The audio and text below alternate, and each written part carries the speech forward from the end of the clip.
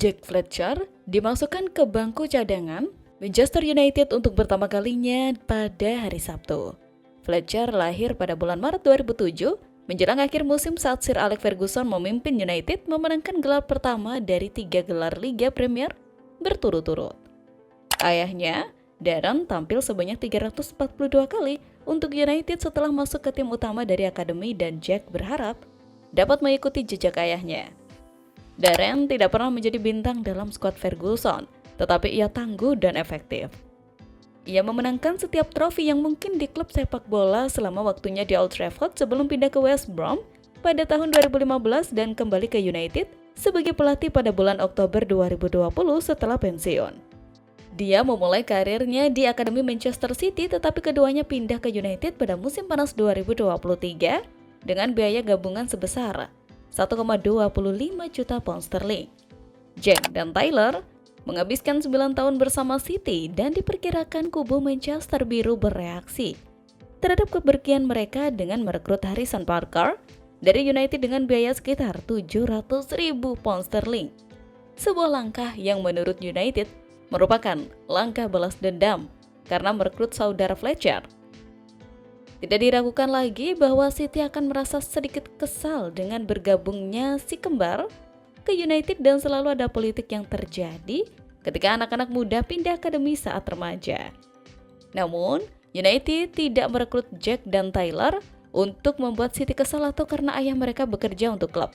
Mereka merekrut keduanya karena mereka memiliki potensi untuk bermain di tim utama. Tyler kurang beruntung karena cedera sejak bergabung dengan klub dan kemajuannya terhenti. Tetapi Jack tampil cemerlang dan sangat menyenangkan melihatnya di bangku cadangan pada akhir pekan.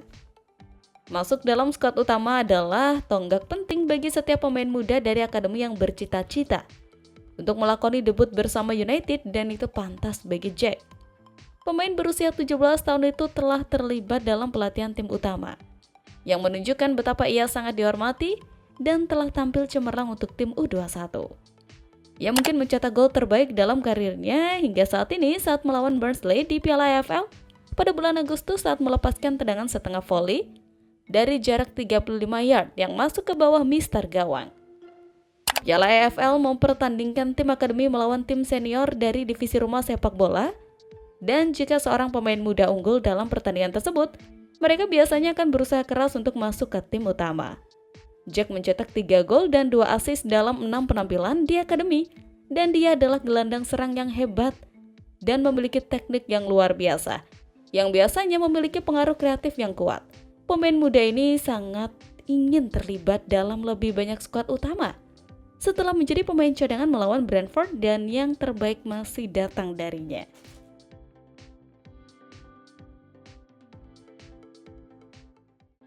Rasmus Højlund, striker muda Manchester United, mengungkap pengaruh besar Ruud van Nistelrooy dalam perkembangannya di Old Trafford sejak kembalinya legenda Belanda itu sebagai asisten pelatih di bawah Erik ten Hag.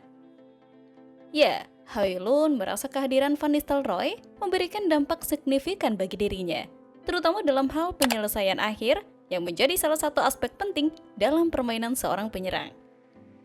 Nah guys, saat berbicara tentang pengaruh Van Nistelrooy, Højlund menjelaskan bahwa mantan penyerang Belanda itu bukan hanya membantu lini depan, tetapi juga berperan dalam mengembangkan seluruh tim, termasuk pertahanan dan lini tengah. Højlund juga mengatakan bahwa meskipun baru sebulan berada di Manchester United, Van Nistelrooy sudah memberikan banyak nasihat penting bagi dirinya dan rekan-rekannya. Ya, meskipun demikian, Højlund menegaskan bahwa dia tidak ingin dibandingkan langsung dengan Van Nistelrooy. Meskipun dia mengakui bahwa mantan penyerang itu adalah sosok panutan yang besar bagi para pemain muda di klub. Højlund mengaku bahwa bekerja bersama Van Nistelrooy merupakan langkah besar dalam karirnya, terutama karena Van Nistelrooy memiliki banyak pengalaman sebagai penyerang papan atas. Højlund merasa bahwa nasihat dan bimbingan dari Van Nistelrooy akan sangat berguna dalam pengembangan permainannya di Manchester United. Dia juga menyatakan bahwa dirinya berusaha memberikan yang terbaik di setiap pertandingan, terutama saat bermain di Old Trafford. Ya, lanjut ke berita selanjutnya, ngomongin tentang rencana besar MU yang memakai jasa Zidane bisa terancam nih guys. Pasalnya, Arab Saudi jadi ancaman serius bagi The Red Devils. Federasi Sepak Bola Arab Saudi dilaporkan juga menginginkan Zidane untuk menjadi pelatih tim nasional mereka. Kabarnya, Arab Saudi sedang dalam pembicaraan dengan Mancini untuk mengakhiri kerjasama lebih awal. Arab Saudi rela membayar pesangon yang mahal untuk mendepak Mancini. Mereka akan membayar 30 juta euro. Ya wajar saja karena negara tersebut memang sudah jelas sangat kaya raya. Setelah Mancini dipecat, Arab Saudi diklaim menginginkan Zidane yang memegang kendali. Mereka siap menyalip MU dengan menawarkan gaji yang jauh lebih besar kepada Zidane. Tawaran mewah ini juga yang membuat Mancini tergiur sehingga memilih meninggalkan timnas Italia. Sementara itu, ngomongin pemain Manchester United yang telah memberikan petunjuk kepada Leny Yoro bisa kembali merumput nih guys. Back Manchester United itu sudah berlatih di Carrington untuk pertama kalinya menjelang melawan Fenerbahce di Liga Eropa. Leny Yoro berpotensi comeback lebih cepat dari dugaan awal. Awalnya, Yoro diproyeksikan baru bisa merumput bersama Manchester United di akhir November 2024. Namun dengan melihat kondisinya yang sekarang, Yoro kemungkinan bisa pulih lebih cepat. Jika tidak ada hambatan, Yoro bisa saja merumput sebelum jeda internasional bulan November mendatang.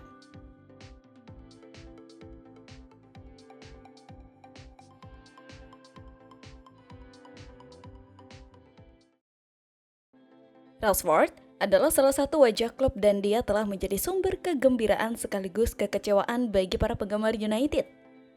Seringkali ada spekulasi mengenai masa depannya, dan itu dimulai lagi dengan sisa kontrak 2 tahun. Pada tanggal 15 Oktober, Tim Talk mengungkapkan bahwa PSG telah menghidupkan kembali minat mereka terhadap pemain sayap tersebut. Nah, raksasa Liga 1 tersebut memiliki minat jangka panjang terhadap Rashford dan telah melakukan 2 upaya sebelumnya untuk mencoba dan membuatnya bermain di Prancis. Selain itu, sumber-sumber menyatakan bahwa Rashford meninggalkan Old Trafford bukanlah hal yang mustahil menjelang bursa transfer Januari.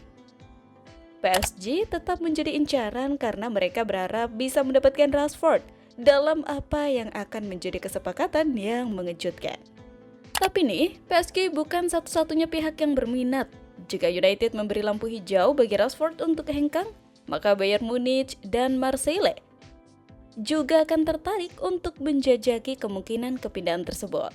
Dengan sisa kontrak 2 tahun, bukan tidak mungkin klub seperti PSG dan Bayern akan mencoba pindah di bursa transfer mendatang.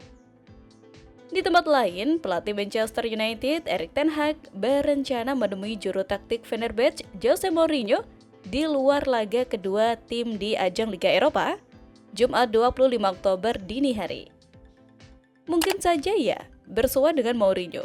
Itu akan menjadi pertandingan besar untuk kami berdua, ujar ten Hag dikutip dari laman daring Manchester United. Pelatih asal Belanda itu menyebut dirinya akan menikmati laga melawan Mourinho. Menurut dia, pelatih asal Portugal itu merupakan seorang juara dengan gelimang trofi. Ten Hag juga menganggap Mourinho sebagai teladan bagi banyak pelatih dunia. Dia memenangkan banyak trofi dan dia menjadi contoh untuk banyak pelatih, tutur ten Hag.